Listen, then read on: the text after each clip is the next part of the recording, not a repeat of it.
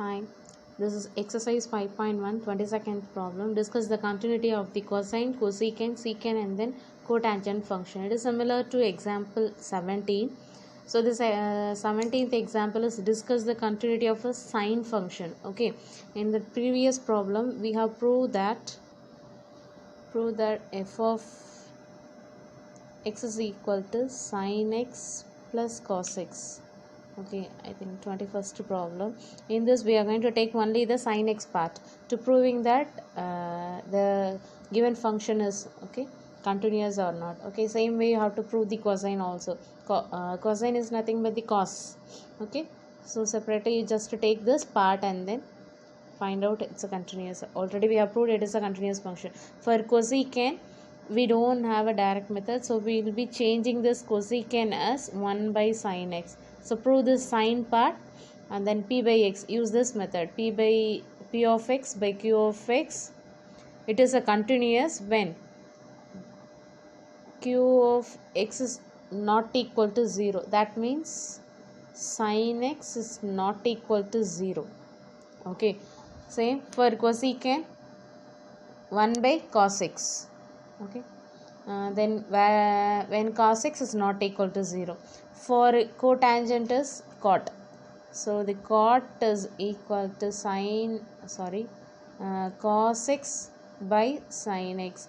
So you have to prove that cos x is a continuous function and then sin x is a continuous function. At last we have to say that p of x by q of x is equal to 0 when q of x is not equal to 0. Okay, so similar way you try to prove this cosine, secant, cosecant and cotangents. Okay, next, so problem number 23rd, find all point of discontinuity of f where f of x is equal to sin x by x if x is less than 0, x plus 1 if x is greater than or equal to 0. Okay, in this try to find out the right hand limit and then left hand limit.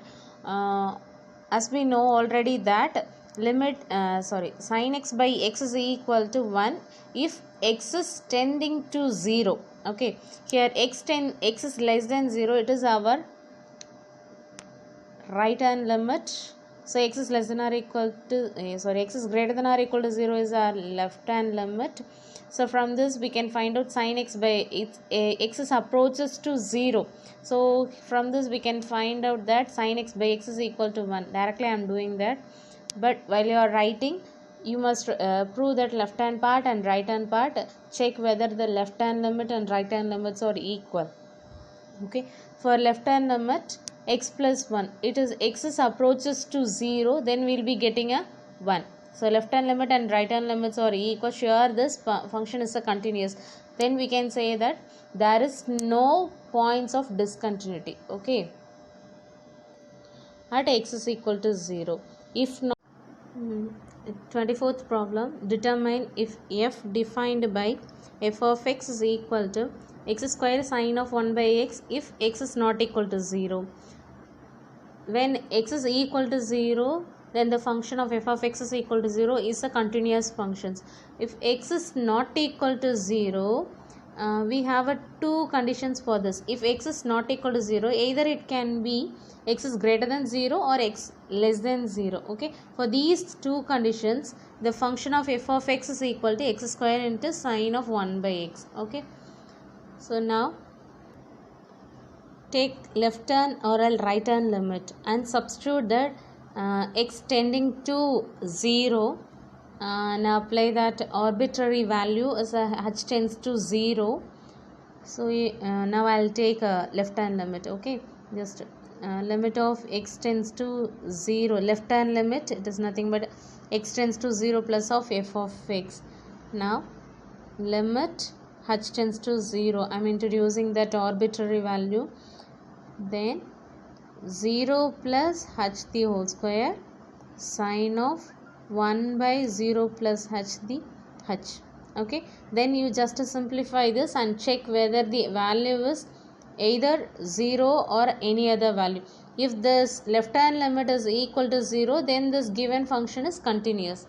If not, it is a discontinuous function. So try to prove this one. Same way you have to prove that 25th problem also.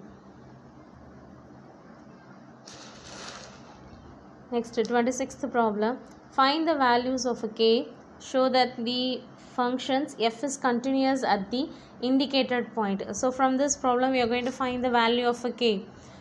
Now the function is f of x is equal to k into cos x divided by pi minus 2x if x is not equal to pi by 2. Okay, as I told you already that if x is not equal to pi by 2, it has the value of either x is greater than pi by 2 or x is less than pi by 2. For a left hand and right hand limit, we must use this as a function. Okay, for if x is equal to pi by 2, the value of f of x is equal to 3. Okay, this problem either you can take a left hand limit or right hand limit. Okay, now I have taken a left hand limit. Limit x tends to pi by 2 plus f of x is equal to limit of h tends to 0. So I have introduced that arbitrary value. Then k of cos pi by 2 plus h divided by pi minus 2 into pi by 2 plus h. Okay, now so pi by 2 plus h, it is occupy that second quadrant. So second quadrant, pi by 2, now we want to change the trigonometric function also. So minus of k into sine of h. In second quadrant, the value of the symbol sine of a cos negative. So minus k sine h divided by pi minus, just you bring this 2 inside the bracket. So we will be getting that 2 pi by 2. So we'll cancel the 2 and 2 minus 2h.